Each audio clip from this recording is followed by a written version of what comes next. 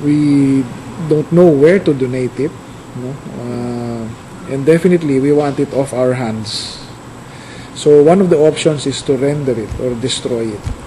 Pinahigpitan rin ni Biaso ng pagbabantay sa lahat ng mga puwerto at paliparan sa bansa sa posibleng pagpasok ng mga kontrabandong pinag-aagawan rin ng mga bansang Vietnam, Cambodia, Thailand at Malaysia. It's contraband material as long as we make sure na it is rendered properly.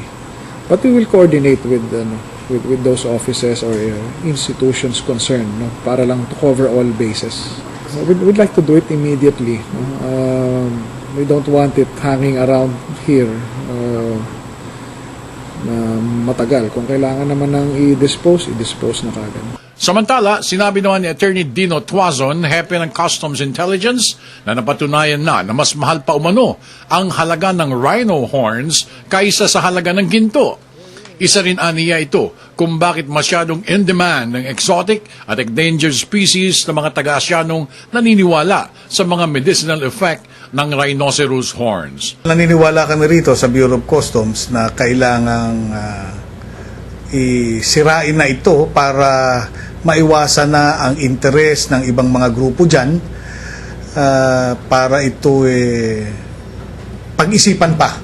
Mga nagbabalak na nakawin pa ito or kunin sa hindi magandang paraan. Para sa Telebisyon ng Bayan, ako naman si Noel Perfecto.